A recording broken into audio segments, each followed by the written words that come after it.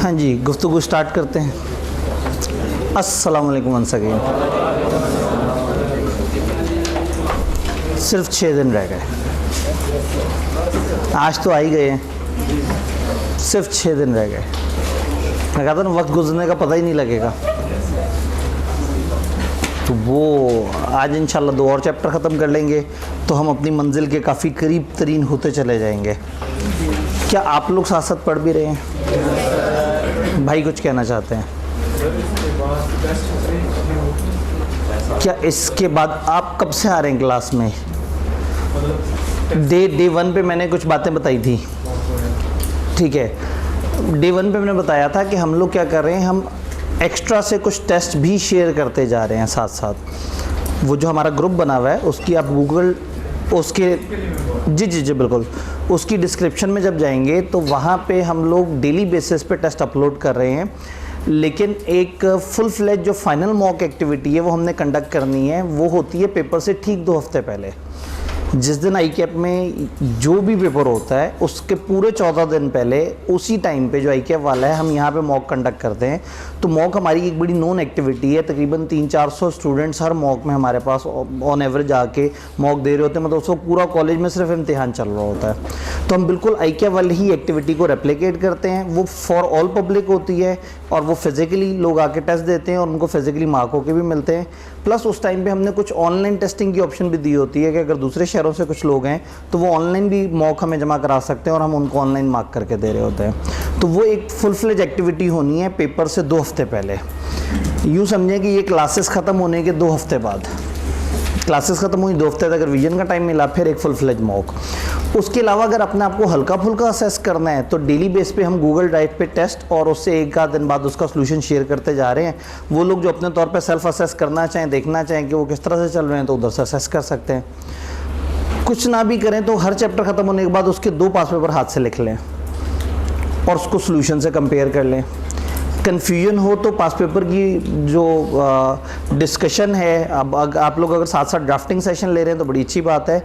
अगर नहीं ले पा रहे हो तो उसकी वीडियो अटेंड कर लें, तो उसमें सर ने बड़ा थॉरली उसको एक्सप्लेन किया होता है। तो ये एक फुल फ्लेज पैकेज है।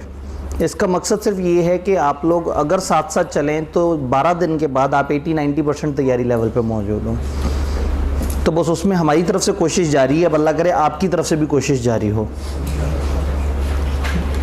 ऑनलाइन अवेलेबल होने के बाद आवाम थोड़ी सी ठंडी हुई और हर अगले दिन जो है वो कुछ साथी हमसे जुदा होते जा रहे हैं, हिम्मत तोड़ते जा रहे हैं, हौसले पस्त होते जा रहे हैं। लेकिन कुछ लोग साथ साथ चल रहे हैं। तैयारी हो रही है या नहीं हो रही, लेकिन साथ साथ चल रहे हैं। अगर घर जाके वाकई ही ईमानदारी से पढ़ा जाए तो बड़े कम टाइम में घर जाके तैयार भी हो जाता है जो हमने पिछले दिन पढ़ा होता है।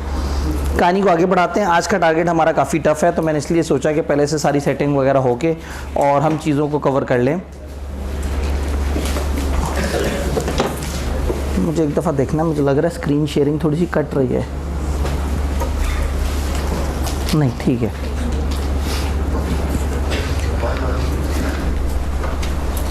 कॉन्ट्रैक्ट बन गया, एसेंशियल समझ आ गए। ब्रीच होने के ऊपर क्या नुकसान होगा वो भी हमने समझ लिया। कंटिंजेंट कॉन्ट्रैक्ट किस किस्म के होते हैं, कॉसाई कॉन्ट्रैक्ट किस किस्म के होते हैं, वो भी हमें समझ आ गई बात। देन एजेंट्स अगर बीच में इन्वॉल्व होंगे तो उसकी भी छोटे छोटे से रूल्स देख लिए।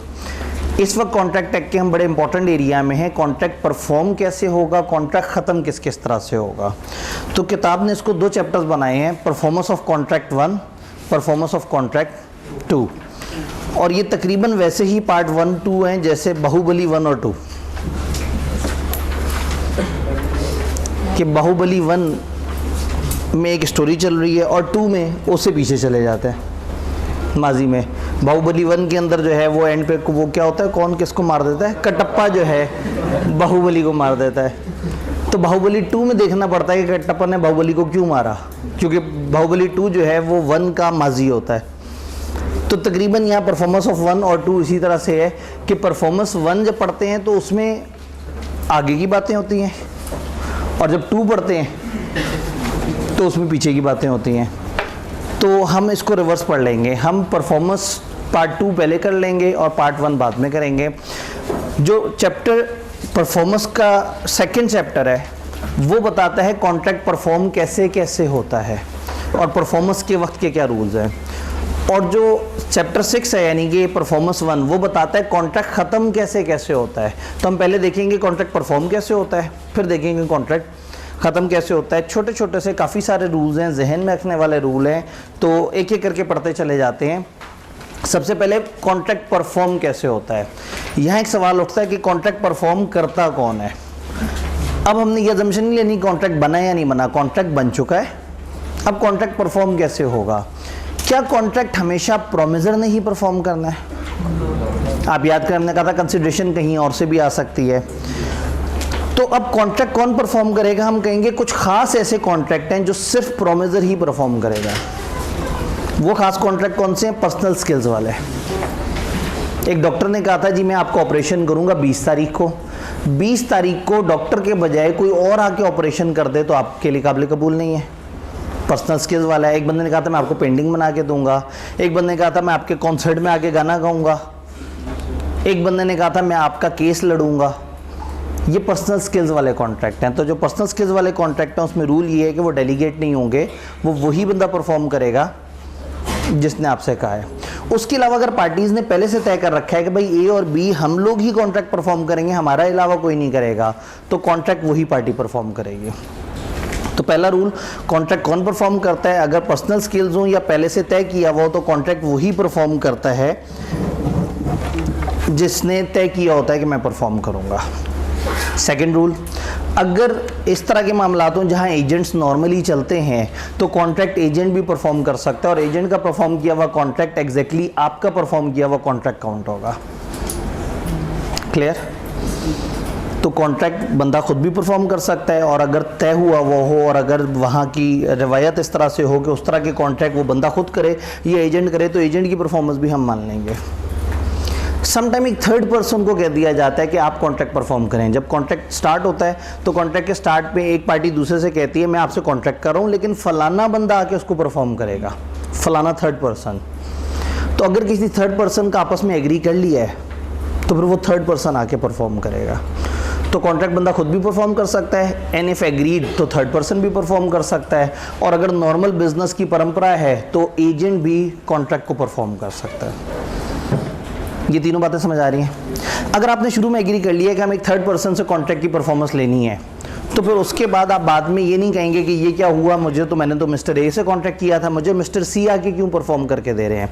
अगर आपने एग्री कर लिया था शुरू में तो अब आप मिस्टर सी से परफॉर्मेंस ले लेंगे। तो ये कॉन्ट्रैक्ट ये तीन तरह के लोग परफॉर्म करते हैं, या वो बंदा खुद करता है या उसका एजेंट करता है या कोई थर्ड पर्सन करता है। कहाँ कहाँ करता है वो भी हमने देख लिया। अब अगर उस बंदे की डेथ हो जाए जिसने कॉन्ट्रैक्ट का प्रॉमिस किया था, जो प्रोमिसर है, अगर वो उसकी डेथ हो गई तो अब वो कॉन्ट्रैक्ट कौन परफॉर्म करेगा? डिपेंड करता है कॉन्ट्रैक्ट कैसा था। अगर तो पर्सनल स्किल वाला था, एक बंदे ने पेंटिंग बना के देनी थी, अगर उसकी डेथ हो गई तो कॉन्ट्रैक्ट भी मर गया, वॉइड हो गया। याद है कुछ ऐसा हुआ कि उसके बाद वो कॉन्ट्रैक्ट नाकारा हो गया। लेकिन अगर कोई ऐसा कॉन्ट्रैक्ट हो जिसमें पैसों से वो कॉन्ट्रैक्ट होता हो, एक बंदे ने दूसरे को चीज़ें सप्लाई की और दूसरे ने इसको 10,000 रुपये देने थे, जिसने 10,000 देने थे वो उसकी डेथ हो गई, तो फिर उसके जो लीगल रिप्रेजेंटेटिव होंगे, उसके जो वाली वर्सो होंगे, वो लोग वो अमाउंट पे करेंगे। अगर एक कॉन्ट्रैक्ट हुआ है और कॉन्ट्रैक्ट परफॉर्म होने से पहले एक बंदे की डेथ हो गई है तो कॉन्ट्रैक्ट एक बड़ा जालिम है, वो इंसान की लाश से भी कॉन्ट्रैक्ट परफॉर्म करवाता है। वो कहते हैं कॉन्ट्रैक्ट बना है, कॉन्ट्रैक्ट नहीं ख़त्म हुआ, बंदा ख़त्म हुआ है। कॉन्ट्रैक्ट ने जिम्मेदारी दी थी एक बंदे को, अब अगर वो बंदा मर गया तो उसके हिस्से की जिम्मेदारी उसके बच्चे अदा करेंगे। अब बच्चे कहें हमारा क्या कसूर कि अब्बा जी के हमें 10,000 रुपये देने पड़ रहे हैं। तो बात ये है कि जब बच्चों ने अब्बा जी के मरने पे उनकी प्रॉपर्टी ले ली, उस टाइम पे ये नहीं कहा हमें ऐसी क्या ख़ास बात कि हमें अब्बा जी की प्रॉपर्टी मिल गई, तो अब जो अब्बा जी की लाइबिलिटी है वो भी मिलेगी। हाँ, रूल ये है कि लाइबिलिटी एसेट से ज़्यादा नहीं हो सकती। अगर अब्बा जी ने 20 लाख रुपए तरका छोड़ा और लाइबिलिटी अब्बा जी की 25 लाख थी तो बच्चे 20 लाख तक लाइबल और सुपर लाइबल नहीं है।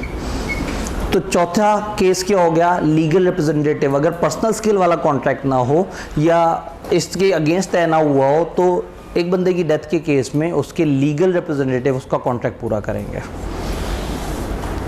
देन एक आखिरी केस आ जाता है जॉइंट प्रोमिसर्स। 2-3 लोगों ने मिलजुल के कॉन्ट्रैक्ट किया होता है। फर्स्ट करें मिस्टर ए, बी और सी ने मिलकर कॉन्ट्रैक्ट किया कि हम ऐसे परफॉर्म करेंगे, तो इसका रूल ये है कि उनमें से कोई अकेला परफॉर्म नहीं करेगा, वो तीनों के तीनों मिलकर परफॉर्म करेंगे।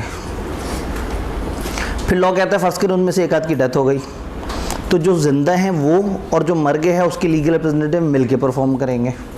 और अगर सारे के सारे मर गए तो सबके लीगल रिप्रेजेंटेटिव मिलके परफॉर्म करेंगे। तो चैप्टर 7 का मेन पहला टॉपिक है कॉन्ट्रैक्ट कौन कौन परफॉर्म करता है, वो हमने देखने की कोशिश की। तो यहाँ पे हम देखते हैं अगर 3 जज़ाकल्लाह by whom contract must be perform, कौन कॉन्ट्रैक्ट को परफॉर्म करेगा? प्रोमिसर। अगर कॉन्ट्रैक्ट पर्सनल नेचर का है या ये एग्री हुआ था कि प्रोमिसर ही करेगा परफॉर्म, तो वो प्रोमिसर्स एजेंट। अगर पार्टीज की इंटेंशन ये है कि प्रोमिस वो बंदा भी परफॉर्म कर सकता है और कोई और उसका एम्प्लॉय भी कर सकता है, तो फिर एजेंट परफॉर्म करे तो वो भी एज इक्वल।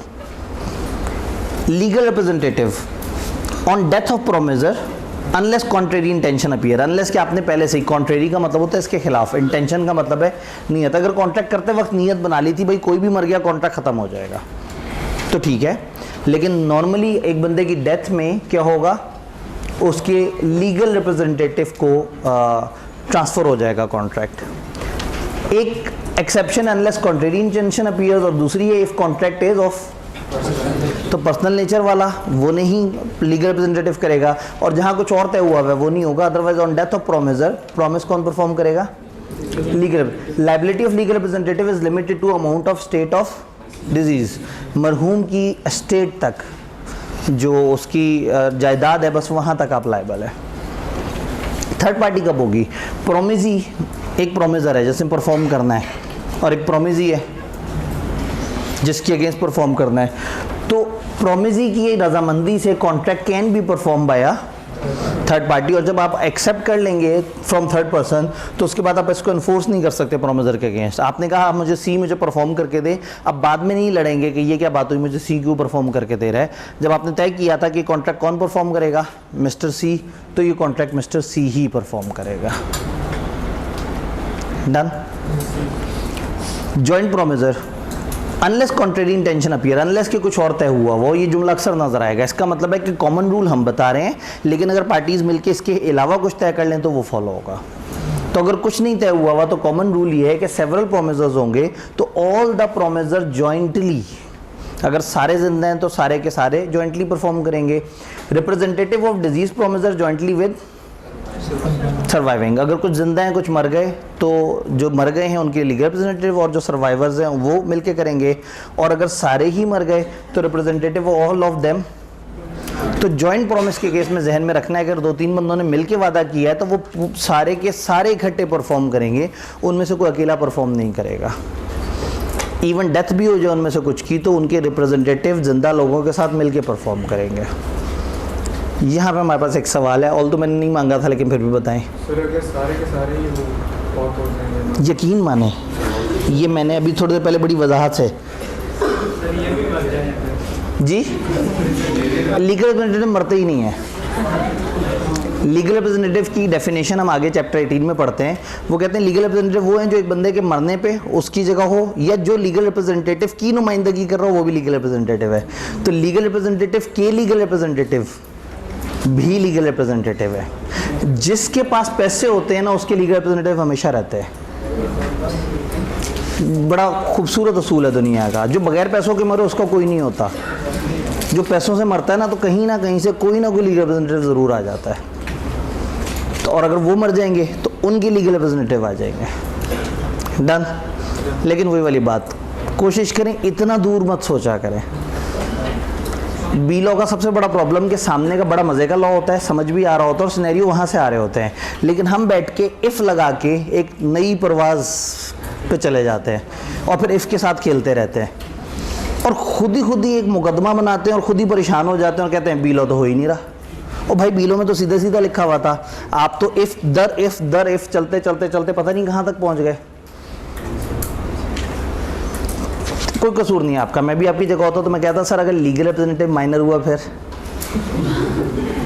है ना, टेक्निकल बात तो है।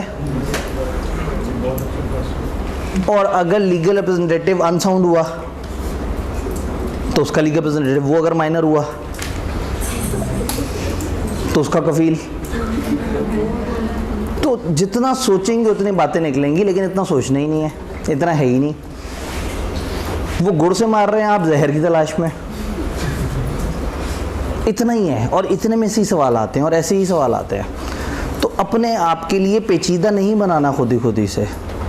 डन। तो बहरहाल अगर सारे मर जाएं तो सबके लीगल रिप्रेजेंटेटिव मिल के परफॉर्म करेंगे। जी, ऑल दो सवाल नहीं मांगे थे, लेकिन यहाँ से भी आवाज़ आई है। जी बताइए। अगर डिजीज़ की कोई स्टेट है ही नहीं, जुमला पढ़ते हैं, liability of legal representative is limited to the amount of state of disease. अगर मरे हुए की स्टेट है 1 लाख, तो जुमले को पढ़ते हैं, liability of legal representative is limited to 1 lakh. अगर उसकी स्टेट है 0, दोबारा जुमले को पढ़ते हैं, liability of legal representative is limited to 0। जिंदगी बड़ी आसान है। तो हमने डिफरेंट तरह के प्रोमिजर देखे। जब लेक्चर शुरू होता है तो हम इस तरह की मस्तियाँ ज़रूर कर रहे होते हैं, तसल्ली से सवाल जवाब ले रहे होते हैं, लेकिन फिर जैसे जैसे आगे बढ़ते हैं मार्जिन कम होता चला जाता है। आज का टारगेट भी काफ़ी हैवी है और आज दूसरी तरफ भी बड़ा हैवी है। सर ने भी कहा होगा कि कफन बांध के आना है, या शायद नहीं कहा, तो चलो मैं आपको बता देता हूँ। आज का जो नेक्स्ट सेशन है वो भी काफ़ी तगड़ा होने जा रहा है। लेकिन अगर ये ख़त्म हुआ तो जल्दी से आगे बढ़ते हैं। इस चैप्टर का सबसे आसान टॉपिक हम डिस्कस कर रहे थे, जिसमें कुछ भी नहीं था, लेकिन आप लोगों ने बहरहाल ज़रूर कुछ ना कुछ निकालने की कोशिश की। ठीक है, आपकी परेशानी बजाए, लेकिन क्रैश कोर्स की थोड़ी सी जो अरेंजमेंट है वो ये है कि हम थोड़ा सा ज़रा ज़्यादा तेज़ी से पढ़ें और चीज़ों को थोड़ा सा ज़रा ज़्यादा गहराई में समझते चले जाएँ। तो कौन कौन परफॉर्म कर सकता है? प्रोमिजर कर सकता है, उसका एजेंट कर सकता है, थर्ड पर्सन कर सकता है, लीगल रिप्रेजेंटेटिव कर सकता है। जॉइंट प्रोमिजर्स हों तो सारे के सारे मिलके करेंगे, आधे मर जाएं जिंदा रह जाएं तो वो सबका कम्बिनेशन बनेगा। ये हो गई पहली कहानी। अब उसके बाद आते हैं हम जॉइंट प्रोमिजर। अब जब जॉइंट प्रोमिजर्स का जिक्र चला ही है तो किताब ने सोचा कि थोड़ा सा और बात भी हो जाए जॉइंट प्रोमिजर्स पे। जॉइंट प्रोमिजर्स वो होते हैं जो मिलजुल के, मेरे ख्याल में यहाँ एक लाइट बंद है शायद, ये सेंटर वाला बटन, ये तो जी करें ज़रा on.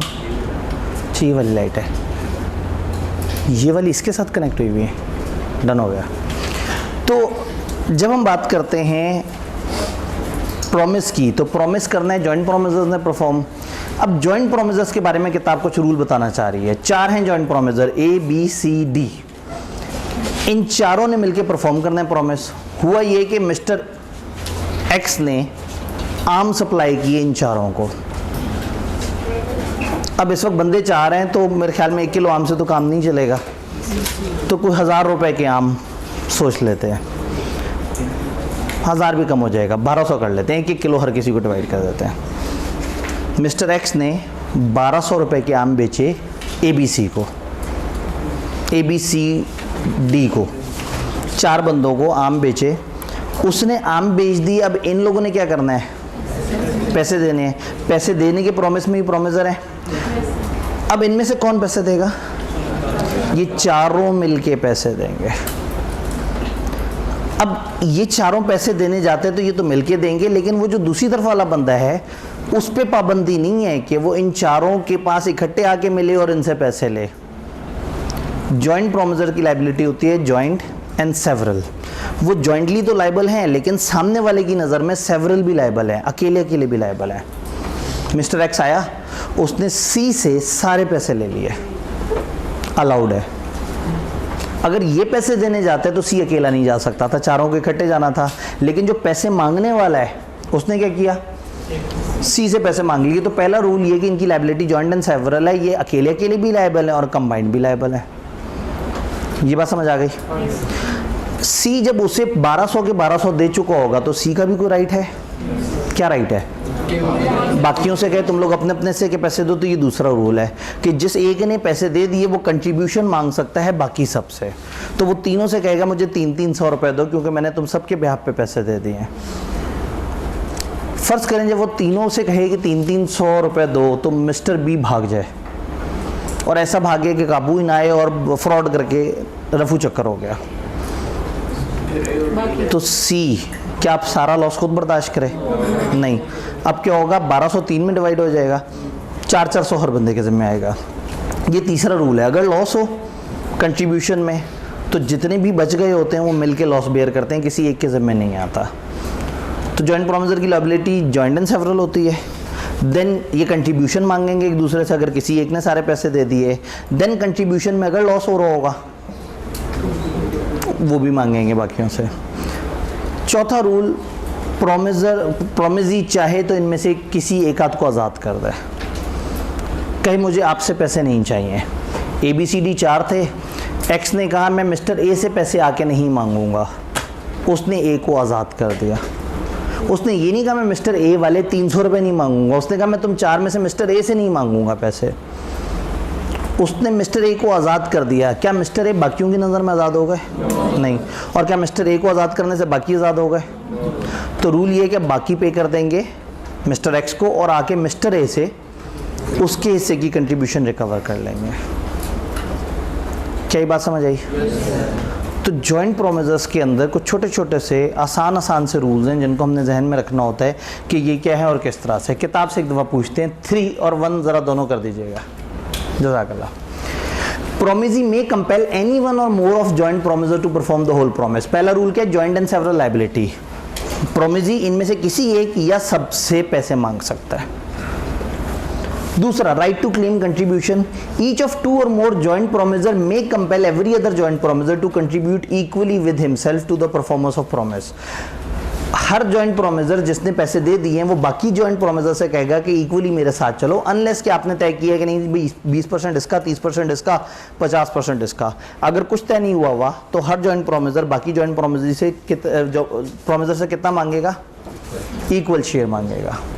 Sharing of loss in contribution. If any one of 2 or more joint promisor makes default in such contribution, अगर 2 या 2 से ज़्यादा जॉइंट प्रोमिसर उनमें से कोई भी अगर डिफॉल्ट करता है तो remaining joint promisor must bear the loss arising from such. ये वाला रूल समझ आया? Release of one joint promisor by the promisee. अगर किसी एक जॉइंट प्रोमिसर को प्रोमिसी ने आज़ाद कर दिया, does not discharge the other joint promisor.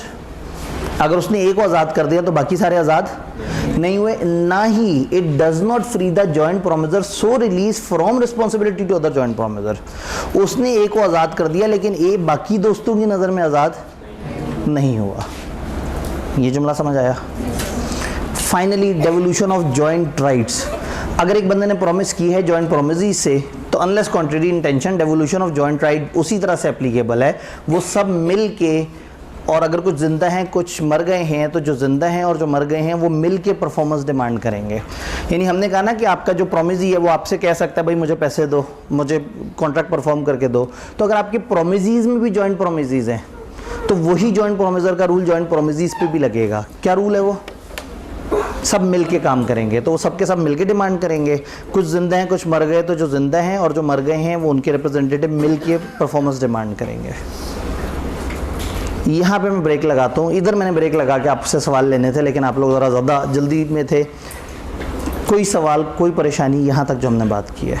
Ji sir, अगर ABCD में से कोई एक बंदा जी लाइट ओपन कर देते हैं। ABCD में से अगर कोई एक बंदा क्या करे? अगर एक बंदा पैसे भर देता है, अगर एक बंदा पैसे भर देता है, एक बड़ा अहम सवाल है। एक तरफ ABCD है, एक तरफ X है।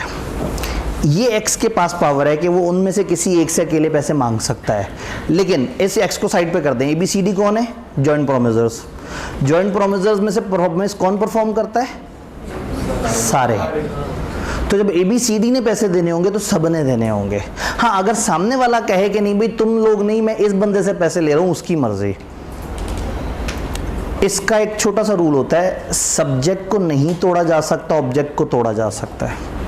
जब आप सब्जेक्ट हैं, जी एक मिनट, जब आप सब्जेक्ट हैं, आप काम कर रहे हैं तो आपने मिलके काम करना है। लेकिन जो आपसे काम करवा रहा है वो किसी एक से भी काम करवा सकता है। तो अगर पेपर में सवाल आए कि 4 बंदों ने पैसे देने थे 2 बंदों के और उन 4 में से किसी एक ने दे दिया, आप कहें गलत किया।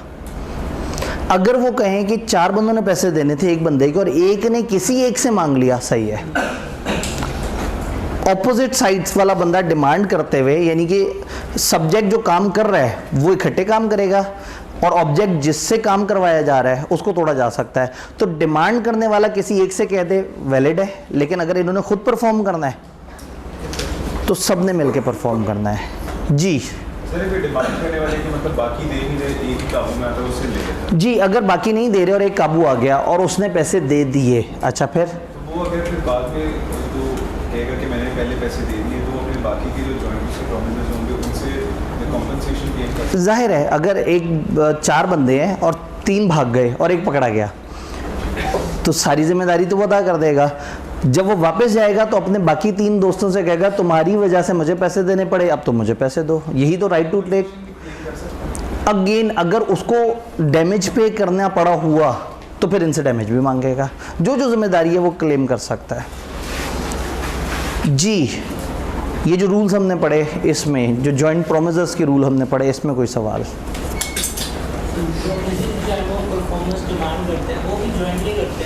जी, अगर जॉइंट प्रोमिसेस डिमांड कर रहे हैं परफॉर्मेंस। अब भाई ने एक अहम नुक्ते की तरफ बात की है। मैंने क्या कहा, मिस्टर एक्स ABCD चारों में से किसी एक से परफॉर्मेंस मांग सकता है। वो परफॉर्मेंस मांग रहा है, वो सब्जेक्ट है, इनसे मांग रहा है, ये ऑब्जेक्ट है। ऑब्जेक्ट को तोड़ सकते हैं लेकिन सब्जेक्ट को नहीं तोड़। ये परफॉर्म करेंगे तो मिलके करेंगे, लेकिन जो परफॉर्मेंस मांग रहा है वो किसी एक से भी मांग सकता है। अब भाई ने कहा अगर परफॉर्मेंस मांगने वाले जॉइंट प्रोमिसेस हुए, ABCD ने XYZ से वो वादा किया हुआ है, अब इन्होंने डिमांड करना XYZ ने इन 4 से, तो ये उनमें से किसी एक से भी डिमांड करना चाहें तो कर सकते हैं। जो डिमांड कर रहा है वो सब्जेक्ट है और जिससे डिमांड हो रहा है वो ऑब्जेक्ट है। सब्जेक्ट नहीं तोड़ सकते, ऑब्जेक्ट तोड़ सकते हैं। तो इन 4 में से तोड़ सकते हैं, लेकिन वो जो डिमांड कर रहे हैं तीनों को मिलकर डिमांड करना पड़ेगा। उनमें से कुछ मर गए, कुछ जिंदा रहे तो लीगल। अगर आखिरी रूल और से देखें तो यही है कि अगर प्रोमिसेस जॉइंट हो तो फिर वही डेवोल्यूशन ऑफ जॉइंट राइट जो प्रोमिसर का रूल था वो इनके ऊपर भी अप्लाई हो जाएगा। तो पेपर में कभी भी आपको सवाल नजर आए कि इन 3 लोगों ने उन 4 लोगों के साथ ये मामला किया, तो अब बताओ उस अकेले बंदे ने परफॉर्म कर दिया, उस अकेले ने डिमांड कर दिया, सही हुआ गलत हुआ? आपने बड़े ध्यान से रुक के देखना है कि सब्जेक्ट कौन है और ऑब्जेक्ट कौन है।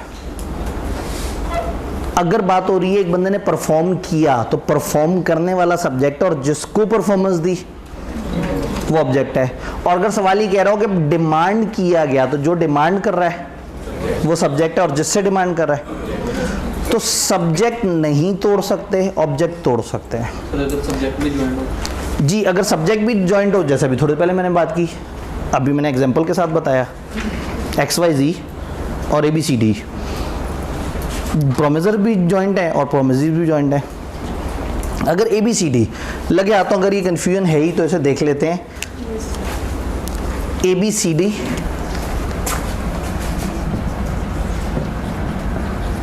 XYZ, आपको तो इन लोगों के दरमियान 2 प्रोमिसेस हैं। इन्होंने आम देने का प्रॉमिस किया है, इन्होंने पैसे देने का प्रॉमिस किया है।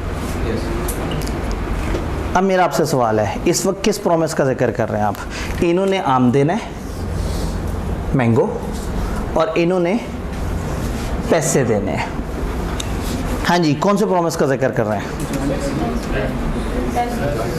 पैसे। इन्होंने पैसे देने हैं, उनको देने हैं। 2 बातें हो सकती हैं, या ये पैसे देंगे उन्हें या वो इनसे डिमांड करेंगे कि पैसे दो। 2 ही काम होंगे, या परफॉर्मेंस होगी या डिमांड ऑफ परफॉर्मेंस होगी। तो जब इन्होंने पैसे देने हैं, ये क्या बन गए? सब्जेक्ट। इन्होंने पैसे, तो कौन देगा इनमें से? ये सारे देंगे। किनको देने हैं? किसी एक को भी दे सकते हैं। सर ये फिर डिपेंड करता है कि पहले डिमांड क्या चीज़ है। जी जी बिल्कुल, इसीलिए ना अब मैं काम करता हूँ, सारी एग्जांपल्स इसमें डाल देते हैं। 2 प्रॉमिस हैं और 2 हरकतें हैं। एक हरकत है परफॉर्मेंस, एक है डिमांड। और 2 प्रॉमिस हैं, एक आम देने का प्रॉमिस, एक पैसे देने का। आपसे पूछा आप लोगों ने कहा सर कैश की बात कर लें। कैश देने के प्रॉमिस में इन 3 ने पैसे देने हैं उन 4 को, ऐसे ही है। तो जिन्होंने पैसे देने हैं वो सब्जेक्ट है, मिलके पैसे देंगे।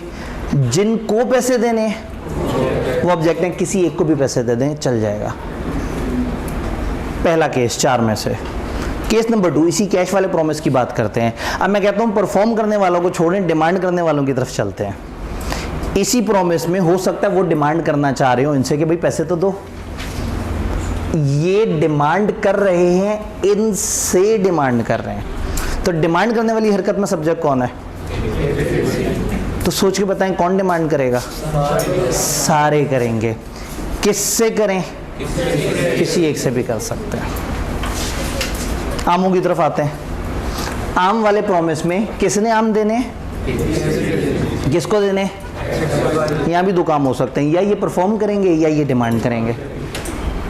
रिवर्स चलते हैं, तो पहले डिमांड करवा लेते हैं ताकि कॉन्सेप्ट हर तरह से हमें पता हो। इन्होंने डिमांड करना है, उन चार से करना है कि आम तो दो। कौन डिमांड करेगा इनमें से? सारे मिलके डिमांड करेंगे। किन से डिमांड करेंगे? किसी एक से भी। उधर चलते हैं, इन्होंने परफॉर्म करना है, इन्होंने आम देने हैं। कौन देगा इनमें से आम? सारे मिलके आम देंगे। किसको देंगे? किसी एक को भी दे सकते हैं। तो पेपर में वो सिनेरियो बना के हो सकता है कहेंगे कि अमजद गफूर और माजिद ने रहीम शकूर और अब्दुल गफूर के पैसे देने हैं। तो अचानक से पता लगेगा किसी एक ने एक हरकत कर दी। अब समझ नहीं आ रहा होगा कि वो हरकत जस्टिफाइड है या नहीं। वो कहेंगे बताओ कानूनी है या नहीं है। तो देखना बड़ा ज़रूरी है कि इस वक्त सब्जेक्ट कौन और ऑब्जेक्ट कौन है। सब्जेक्ट को नहीं तोड़ा जा सकता, ऑब्जेक्ट को तोड़ा जा सकता है। इस चैप्टर के पास पेपर में वाहिद यही कन्फ्यूजन होती है कि मल्टीपल जॉइंट प्रोमिसर होते हैं, मल्टीपल जॉइंट प्रोमिस ही होती है। हमें समझ नहीं आ रहा होता, कहीं अचानक से सोल्यूशन में लिखा होता है सबको चाहिए था, बंदा कहता है अच्छा अगले वाले सवाल में मैं लिखूंगा सबको चाहिए था। अगले में वो लिखता है सारे, वो कहता है नहीं नहीं यहाँ तो कोई एक भी हो सकता है। तो मतलब सर पकड़ के बैठ जाता है कि हुआ क्या मेरे साथ। सिर्फ एक जुमला पेपर में आपके कान में बाज़गश तो नहीं चाहिए, सब्जेक्ट को नहीं तोड़ा जा सकता, ऑब्जेक्ट को तोड़ सकते हैं। जो काम कर रहा है वो इकट्ठे करेगा, जिससे काम, जिस पे काम हो रहा है। और काम दो तरह के होते हैं, या परफॉर्मेंस होती है या डिमांड फॉर परफॉर्मेंस होती है। तो जो काम करने वाला है वो नहीं टूटेगा, जिस पे काम किया जा रहा होगा वो तोड़ा जा सकता है। मज़ीद ड्राफ्टिंग के सेशन में इस पर फिर मज़ीद आप सवालों समेत भी डिस्कशन करेंगे। तो जॉइंट प्रोमिसर्स की रूल हमें समझ आए। रूल्स में तो सब नहीं लिखा हुआ था, लेकिन आई कैप के पेपरों में ये वाली कन्फ्यूजन होती है, तो हम इसको एक्सप्लेन कर रहे थे। एक आध और सवाल ताकि हम फिर थोड़ा सा और आगे चलें। कोई सवाल नहीं है? छा गए, मुझे लग रहा है सवाल ही सारे ख़त्म हो गए। जी, मैं अगर सवाल पूछ रहा हूँ तो मैं अकेले सवाल पूछूंगा, और आप इतने सारों में से जिससे सवाल पूछ रहे हो आपको तोड़ा जा सकता है। तो असूलन आप सारों को मिल के सवाल पूछना चाहिए। चलें खैर, जी बताइए। सर अगर ट्रेड में मतलब कि पैसे का लेन देन ना हो तो कोई स्किल या सर्विस का लेन देन? जी, अगर ट्रेड में पैसे का लेन देन ना हो और स्किल का लेन देन हो तो जॉइंट जो प्रोमिसर्स हैं उनके साथ स्किल का कॉन्ट्रैक्ट क्यों करेगा कोई, जब उन सब ने मिल के कोई काम करना होगा। एक बंदे ने एक बैंड वालों से कहा कि आप तीन लोग, आप ड्रम बड़ा अच्छा बजाते हैं, आप गाना बड़ा अच्छा गाते हैं, आप पियानो बड़ा अच्छा बजाते हैं, आपने आके हमारे कॉन्सर्ट को जो है वो रौनक बख्शनी है। ठीक, अब ये कॉन्ट्रैक्ट कौन परफॉर्म करेगा? तीनों मिलकर परफॉर्म करेंगे। तो नॉर्मली स्किल्स में ना जॉइंट प्रॉमिस ज़्यादातर नहीं होता, क्योंकि स्किल हर बंदे की अलग होती है। लेकिन अगर आपने कलेक्टिवली एक पूरे ग्रुप को कहा है कि आपने मिलकर सर्विस परफॉर्म करनी है तो फिर वो जॉइंट प्रॉमिस बन जाएंगे। लेकिन जहन में रखना है कि जॉइंट प्रॉमिस में स्किल का केस ना होने के बराबर होता है, क्योंकि स्किल हर बंदे की यूनिक होती है। जी, all clear. Demand of performance हमेशा ऑब्जेक्टिव होगा? नहीं, डिमांड ऑफ परफॉर्मेंस सब्जेक्ट, वो डिमांड ऑफ परफॉर्मेंस, एक बंदा परफॉर्मेंस डिमांड कर रहा है, ये एक एक्शन है। एक्शन करने वाले को क्या कहेंगे? सब्जेक्ट। तो जो डिमांड कर रहा है वो सब्जेक्ट है, जिससे डिमांड कर रहा है वो ऑब्जेक्ट है। काम ही दो हैं, या परफॉर्मेंस है या डिमांड है। डिमांड जो है वो मतलब सिंगल पर्सन नहीं कर सकता, सबको मिलके करनी है। जी, अगर डिमांड कर रहे हैं तो सबको मिलके करना है, अगर डिमांड कर रहे हैं, और अगर परफॉर्म कर रहे हैं तो भी मिलके करना है। लेकिन जिनसे डिमांड कर रहे हैं या जिनको परफॉर्म करके दे रहे हैं उनको तोड़ा जा सकता है। सर डिमांड सब मिलकर सबसे करेंगे या सिंगल पर्सन से करेंगे? जी, अब सोचें आप, अब अपने सवाल को आपने खुद जवाब देना है। आपने कहा डिमांड क्या सबसे करेंगे या कुछ सिंगल बंदे से भी की जा सकती है? डिमांड करेंगे, जो करने वाले वो सब्जेक्ट है, जिनसे हो रही है, और रूल क्या है? ऑब्जेक्ट तोड़ा जा सकता है। सिर्फ ये रूल ध्यान में रख लें तो इस चैप्टर के तकरीबन सारे पास पेपर्स या सारी कन्फ्यूजन रिजॉल्व हो जाती हैं। कहानी को आगे बढ़ाते हैं। किताब कुछ छोटी छोटी सी बातें हमें बताना चाह रही है, मतलब बहुत बच्चों वाली बातें हैं किताब हमें बता रही है, लेकिन कोई बात नहीं, उन्होंने सोचा कि बच्चे तो बच्चे ही उन्हें पता होना चाहिए। मैं आपसे पूछ के देखता हूँ, कॉन्ट्रैक्ट अगर तय हुआ है कि खास टाइम पे परफॉर्म होना चाहिए तो कब परफॉर्म होना चाहिए? खास टाइम पे। कॉन्ट्रैक्ट की अगर जगह तय हुई हुई है तो किस जगह परफॉर्म होना चाहिए? कॉन्ट्रैक्ट का एक तरीका तय हुआ हुआ है, अच्छा टाइम नहीं तय हुआ हुआ लेकिन दिन तय हुआ हुआ है, रीजनेबल टाइम। दिन नहीं तय हुआ हुआ, अब रीजनेबल डे थोड़ा सा मुश्किल हो जाएगा, तो उसी से पूछ लेंगे भाई अब कौन सा दिन मुनासिब है, किस वक्त मैं आपको ये कॉन्ट्रैक्ट परफॉर्म करके दूं। मैनर नहीं तय हुआ हुआ, कॉन्ट्रैक्ट कैसे परफॉर्म होगा? जो नॉर्मल मैनर है उसी तरीके से परफॉर्म होगा। अगर कॉन्ट्रैक्ट में लिखा है कि पहले प्रोमिसरी कहेगा परफॉर्म करो तो फिर प्रोमिसर परफॉर्म करेगा, तो फिर प्रोमिसर कब परफॉर्मेंस देगा? जब प्रोमिसरी डिमांड करेगा।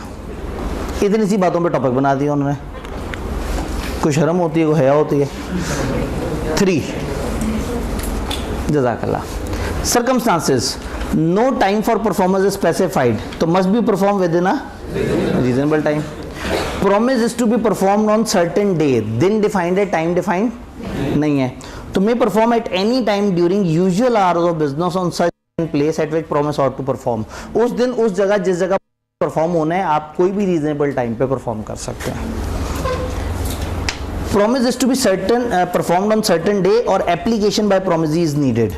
ये needed है कि promisee हमें apply करे, तो promisee shall apply for performance at proper place and usual hour। वो performance के लिए apply करेगा, कहेगा भाई इस दिन इस जगह पे आके perform कर दो, तो जब वो हमें apply कर देगा तो हम perform कर देंगे। No place is fixed, promiser को चाहिए कि promisee से पूछे भाईजान तुमने जगह नहीं बताई, कौन सी जगह पे perform करना है, और अगर बिल्कुल ना पता लग रही हो तो जो उसका यूजुअल बिजनेस एड्रेस है आप वहाँ जाके परफॉर्म कर सकते हैं। मैनर या टाइम प्रिस्क्राइब्ड और sanction bye the promisee, promisee ने मैनर या टाइम बताया हुआ है तो promise should be made in that manner and at that time. तो कुछ बच्चों वाले रूल बीच में आ जाते हैं, आ गए हमने पढ़ लिए, हमारा गया कुछ नहीं। रेसिप्रोकल प्रॉमिस 3 एक दफ़ा ज़रा प्रेस करिए, जज़ाकल्लाह। रेसिप्रोकल प्रॉमिस, ये लफ्ज़ मैंने बोला है कहीं पहले भी, कब बोला था? कंटिजेंट कॉन्ट्रैक्ट में हमने कहा था कि ये 2 प्रॉमिस होते हैं। कंटिजेंट कॉन्ट्रैक्ट में लाजमी दोनों तरफ से प्रॉमिस होता है, वेजरिंग में हो भी सकता है, और ये जो प्रॉमिस के बदले प्रॉमिस होता है, ये जो एक आम का प्रॉमिस कर रहा है तो दूसरा पैसों का प्रॉमिस कर रहा है, ये रेसिप्रोकल ही तो है, प्रॉमिस के बदले प्रॉमिस। तो रेसिप्रोकल प्रॉमिस, जो प्रॉमिस के बदले प्रॉमिस है, उसके बारे में किताब बताना चाह रही है कि जी हर कॉन्ट्रैक्ट में ज़्यादातर सेट ऑफ रेसिप्रोकल प्रॉमिस होता है। दोनों तरफ की पार्टीज़ अपने अपने हिस्से का कोई ना कोई प्रॉमिस कर रही होती हैं। अब यहाँ एक डिबेट आ जाएगी, इनमें से पहले कौन परफॉर्म करे और बाद में कौन परफॉर्म करे। पहला मेरा सवाल, अगर तय हुआ हो ऑर्डर ऑफ परफॉर्मेंस के पहले वो करेगा और फिर वो, तो किस तरह से होना चाहिए? जैसे तय हुआ हुआ है। अगर तय ना हुआ हो तो फिर देखना पड़ेगा कि इस तरह के मामलात में होता क्या है। फ़र्ज़ करें आप कहीं पढ़ने जाते हैं या कोई ट्यूशन वगैरह लेते हैं, तो नॉर्मली क्या होता है, पहले पूरे महीने की ट्यूशन पढ़ ली जाती है, बाद में पैसे दिए जाते हैं।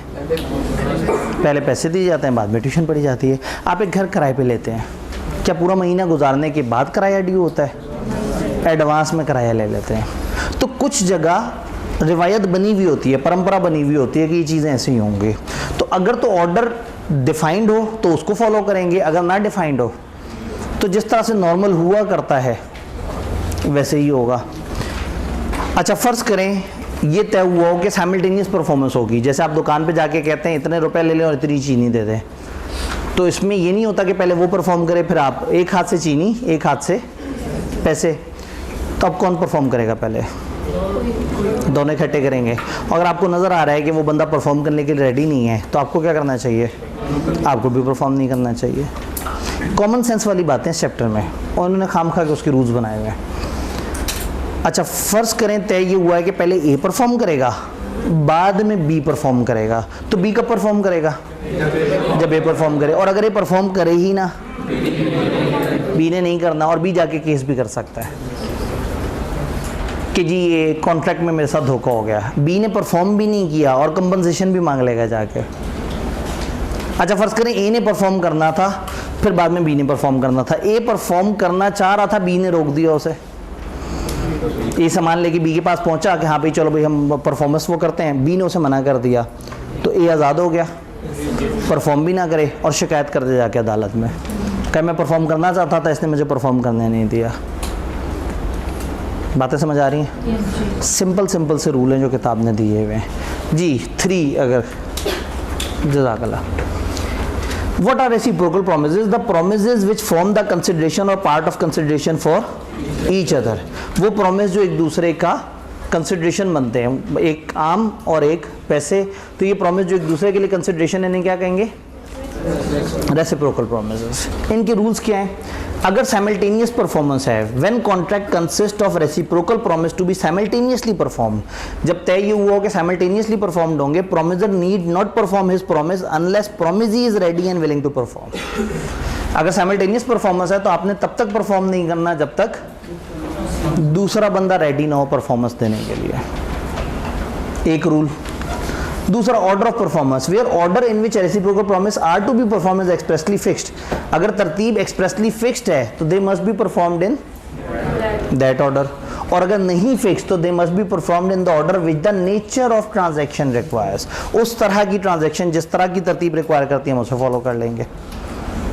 तो तीसरा रूल, अगर एक पार्टी दूसरे को परफॉर्म करने से रोक दे, एक बंदा परफॉर्म करना चाह रहा है और दूसरा उसको रोक देता है, कॉन्ट्रैक्ट वॉइडेबल हो जाता है उस बंदे के ऑप्शन पे जिसको रोका गया है, वो मजलूम बन गया है। ही इज एंटाइटल कि वो कंपनसेशन ले अदर पार्टी से कि जो भी लॉस हुआ है उस नॉन परफॉर्मेंस की वजह से।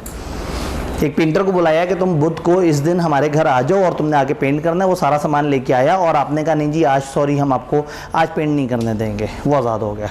जाके अदालत से कंपनसेशन मांगेगा, पेंट भी नहीं करेगा और हर्जाना भी मांग लेगा कि मेरा नुकसान करा दिया इसने। ये बात समझ आई? Non performance independent reciprocal promise, where party who is liable to perform first, जिसने पहले परफॉर्म करना था, फेल्स टू परफॉर्म, उसने परफॉर्म नहीं किया, such party can not claim the performance from the, वो पार्टी दूसरे पार्टी से नहीं कह सकती अब तुम परफॉर्म करो, and must make compensation to other party, और दूसरी पार्टी को वो कंपनसेशन पे करेगा for any loss which other party में sustain bye non performance of contract. जिसने पहले परफॉर्म करना था उसने नहीं किया परफॉर्म, तो जो सामने वाला बंदा है अब उसको परफॉर्म करने की ज़रूरत नहीं है, और वो पहले वाले बंदे से जुर्माना भी मांग सकता है कि तुमने चूंकि परफॉर्म नहीं किया मेरा नुकसान हो गया। भाई हक तो ये था ये भी परफॉर्म करता, वो परफॉर्म ना करता तो कहता मैंने अपने हिस्से की जिम्मेदारी अदा कर दी है, मुझे कंपनसेशन मिला। ये कुछ नहीं करेगा, सुकून से बैठा रहेगा, सिर्फ देखेगा वो परफॉर्म करे तो मेरी बारी आए। उसने परफॉर्म नहीं किया, अदालत पहुंच गया, अपने हिस्से की परफॉर्मेंस दिए बगैर कंपनसेशन लेके साइड पे हो जाएगा। ये बात समझ आई? भाई कुछ कहना चाहते हैं? ठीक है, एक बंदे को कॉन्ट्रैक्ट के लिए बुलाते हैं कि तुम आओ और अपने हिस्से का काम करो। अच्छा फिर वो आता है तो उसके बाद हम लोगों का नहीं बन सकता, हम आपस में वो अगर आता है और हम उसको परफॉर्म नहीं करने दे रहे, हम कह रहे नहीं जी हमारा तो मूड चेंज हो गया है, वो तो परफॉर्म करने आया था, तो क्या रूल बन गया? एक बंदा जो परफॉर्म करना जिसने पहले था वो आया परफॉर्म करने के लिए और दूसरे बंदे ने उसे परफॉर्म करने से मना कर दिया। कॉन्ट्रैक्ट करने आया है, मैंने उसको कहा कि मेरे पास आओ आगे कॉन्ट्रैक्ट। जी अगर कॉन्ट्रैक्ट करने आया है, गलत चैप्टर में गलत सवाल पूछ रहे हैं आप। मेरा आपसे हमेशा नजरियाती इख्तिलाफ रहा है, जब मैं कॉन्ट्रैक्ट बना रहा था तो उस वक्त आप सवाल पूछते थे सर कॉन्ट्रैक्ट बन जाने के बाद कैसे ख़त्म होगा, क्या होगा। अब मैं कॉन्ट्रैक्ट बना के बैठा हुआ हूँ, अब मैं बने हुए कॉन्ट्रैक्ट को परफॉर्म और ख़त्म करने की बातें करूँ, अब आप कह रहे हैं कि सर कॉन्ट्रैक्ट बनेगा या नहीं बनेगा? अगर बन आया उसके साथ नहीं बना तो वो क्लेम कर सकता है कि मेरा खर्चा और वेतन लगा है। कॉन्ट्रैक्ट बन चुका है, चैप्टर 6 से 10 के दरमियान कॉन्ट्रैक्ट बना हुआ है। इस वक्त हम जिस सारी बात कर रहे हैं हमारी एक प्राइम अजम्पशन है कि कॉन्ट्रैक्ट बना हुआ है। आप वहाँ थे तो आपने यहाँ का सवाल पूछा था, मैंने कहा था आप गलत जगह गलत सवाल पूछ रहे हैं। इधर मैंने एक्सप्लेन कर दिया वो मरने वाली बात और वो वाली सारी, लेकिन इस वक्त अब आप गलत सवाल पूछ रहे हैं कि एक बंदा अगर कॉन्ट्रैक्ट करने आया था, इसका मतलब कॉन्ट्रैक्ट अभी हुआ ही नहीं है। मैं कॉन्ट्रैक्ट करने का नहीं कह रहा, मैं परफॉर्म करने का कह रहा हूँ। हमारे दरमियान फ़र्क है। आप एक बंदे को भी लेके जा रहे हैं पहली दफ़ा के वो कॉन्ट्रैक्ट करे जाके, मैं उस बंदे को परफॉर्मेंस देने के लिए जा रहा हूँ। कॉन्ट्रैक्ट तो कर चुका 20 दिन पहले। मैं उसको एग्री करके ब्लॉग में पास कॉन्ट्रैक्ट करूँगा, फिर वो जो है तो ठीक है, फिर आप एक काम, फिर सिंपल सी बात है, आपने चैप्टर 2 से 5 के दरमियान की वीडियोस को ध्यान से देखना है, आपको आपके सवाल का जवाब मिल जाएगा, यकीन माने आपको मिल जाएगा। एक्सेप्टेंस रजामंदी से होती है। अगर एक बंदा एक्सेप्टेंस दे ही नहीं रहा तो कॉन्ट्रैक्ट बना ही नहीं है, जब बना ही नहीं है तो डिबेट ही नहीं है। तो अगर आप किसी को बुला के धोखा कर रहे हैं उसके साथ, उसको कहा कि आओ बैठते हैं कॉन्ट्रैक्ट करने और ना ऑफर है ना एक्सेप्टेंस है, तो कॉन्ट्रैक्ट तो बना ही नहीं। लेकिन मैं किस कॉन्ट्रैक्ट का जिक्र करूं? जो बन चुका है। बड़ा ज़रूरी है, एक्टिव लिसनिंग शदीद ज़रूरी है। आप लोगों ने समझना है हम कहाँ हैं। मैंने इसको बुलाता हूँ कि यार आप जो फिर बैठ के कॉन्ट्रैक्ट करते हैं, फिर कॉन्ट्रैक्ट बैठ के क्या करते हैं? कॉन्ट्रैक्ट करते हैं। अब आपने क्या करना है? आपने क्या करना है? कौन से चैप्टर्स देखने हैं जिसमें कॉन्ट्रैक्ट करने की बातें हो रही हैं? ये कॉन्ट्रैक्ट नहीं कि तुम आओ मेरे पास। मैं आपकी तरह से सवाल पूछता हूँ, सर इलेक्ट्रिक मोटर कैसे काम करती है? तो कहूँ भाई वो आप पीछे पढ़ के आए हुए हैं, उससे हमारा कोई ताल्लुक नहीं है। और अगर आप इलेक्ट्रिक मोटर पढ़ते हुए कहते हैं कि जी नेगोशिएबल इंस्ट्रूमेंट का कानून कैसे काम करता है, तो वो वाला टीचर क्या कहता? आप बाद में जाके कहीं पढ़ेंगे। तो गलत टाइम पे गलत चीज़ पूछेंगे तो खुद ही परेशान होंगे। हमारा दिमाग ना बड़ी ख़तरनाक चीज़ है। एक्टिव लिसनिंग बड़ी इंपॉर्टेंट चीज़ है। जब हम अपने दिमाग में सिर्फ सवाल फंसा के बैठे होते हैं तो हम सुन ही नहीं रहे होते सामने बात क्या है। जिस फेज़ में जी रहे हो ना वो सबसे मज़ेदार होता है। जो फ्यूचर में माजी को सोच के दुखी रहता है वो भी परेशान रहता है, और जो बचपन में सोचता है कि बड़े होके पता नहीं मैं क्या करूँगा क्या नहीं करूँगा वो भी परेशान रहता है, और जो अपने हाल में जीता है वो खुश होता है। Same story is with studentship. जो पढ़ रहे हैं उसको एंजॉय करना बड़ा ज़रूरी है। होता ये कि वो पढ़ते हुए आप कहते हैं वो बाद में पता नहीं क्या होगा, वो बाद का सोच के आप वो चीज़ भी मिस कर देते हैं। जब बाद में पहुँचते हैं तो उस वक्त पूछते हैं सर वो पीछे क्या हुआ था। ये बड़ी ज़रूरी चीज़ है। मतलब मैं किसी को हाईलाइट नहीं कर रहा, मैं आपको एक जनरल रूल बता रहा हूँ कि अपनी जिस मौजूदा सिचुएशन में उसको एंजॉय करें, हमेशा बड़ा मज़ेदार काम होता है। जब भी आप आज फ्यूचर को सोचेंगे और फ्यूचर में पास्ट को सोचेंगे तो हमेशा परेशान होंगे। इसीलिए मैं कह रहा हूँ आज हमारे पास पास्ट जिंदा है वीडियो फॉर्म में, आप उसमें जाके देखेंगे। यकीन माने जब आप उस चैप्टर में बैठ के उस इरादे से उसे देखेंगे आपको आपके सवाल का जवाब यकीनन मिलेगा। लेकिन गलत चैप्टर में बैठ के गलत सोचेंगे। इस वक्त हम रूल्स कुछ और पढ़ रहे हैं, अब इन रूल्स में ज़बरदस्ती फिट करेंगे कॉन्ट्रैक्ट बनने के रूल्स तो मुश्किल में आ जाएंगे। और कॉन्ट्रैक्ट बनने के रूल्स में अगर हम ज़बरदस्ती फिट कर रहे थे कि कॉन्ट्रैक्ट ख़त्म कैसे होगा तो भी परेशान थे। मुझे उस वक्त भी आपके चेहरे पे ऐसी ही परेशानी नज़र आई थी, क्योंकि उस वक्त आप आगे का सोच रहे थे और आज आप पीछे का सोच रहे हैं। कोशिश करें आज के मौजूदा सिचुएशन को एंजॉय करें। हमने 4 रूल्स पढ़े हैं, पता है कौन से 4? अभी मैंने 4 रूल्स पढ़ाए हैं रेसिप्रोकल प्रॉमिस के। क्या हैं वो 4 रूल्स जी? या साइमल्टेनियसली होंगे तो फिर क्या होना होगा? आपको रेडी रहना पड़ेगा। अगला बंदा रेडी है तो आप उस वक्त परफॉर्म करेंगे। और एक ऐसा होगा कि हम पहले परफॉर्म करेंगे, ठीक है, पहले उस करेगा बाद में। हाँ, तो तय किया जाएगा कि कौन पहले किस तरीके से चलेगा। अगर तय हो जाए तो वैसे चलेंगे, ना तय हो तो जो नॉर्मल वो है। अच्छा, उसके बाद यही है ना कि एक तो याद नहीं करूँगा या वो करेगा या दोनों हम मिलके करेंगे या फिर ऐसा देखेंगे। उसके बाद हमने 2 और इनकारों वाली बातें भी पढ़ी हैं। चैप्टर 6 करने सर। एक परफॉर्म करेगा जिसने पहले परफॉर्म करना है, अगर वो परफॉर्म नहीं करेगा तो दूसरा बंदा आज़ाद है, उसको परफॉर्म करने की भी ज़रूरत नहीं है, वो केस कर सकता है। और अगर पहला परफॉर्म करने गया दूसरे ने उसे परफॉर्म ना करने दिया तो ये समझने थे इस वक्त। तो आप इस पर सिर्फ शुरू के 2 रूल्स में फंसे हुए हैं। मैं अगले 2 रूल्स पढ़ा चुका और आप कॉन्ट्रैक्ट बनाने के बारे में सोच रहे थे।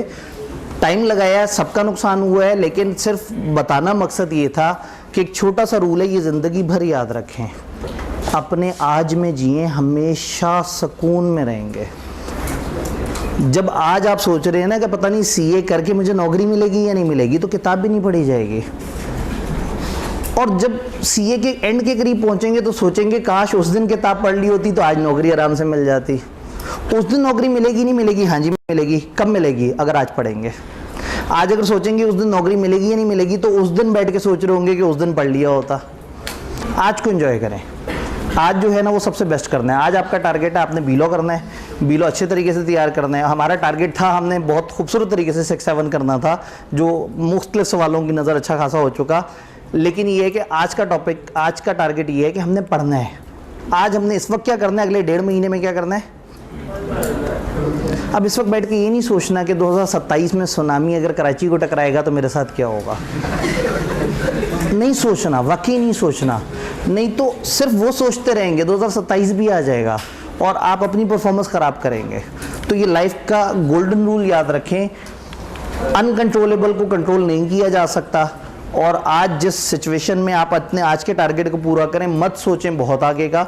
और जब बहुत आगे पहुंचे हो तो मत सोचें कि मैं पास्ट में 6 साल पहले ऐसे कर लेता तो ऐसे हो गया होता, अगर मैंने इंजीनियरिंग कर रहा होता तो मैं आज 4थे साल में होता।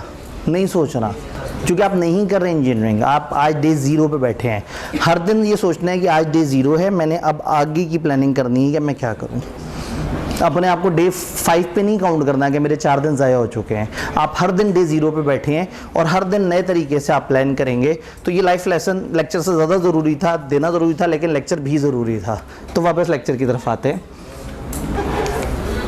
अगर अनलॉफुल वाले चक्कर आ जाए, रेसिप्रोकल प्रोमिसेस हैं।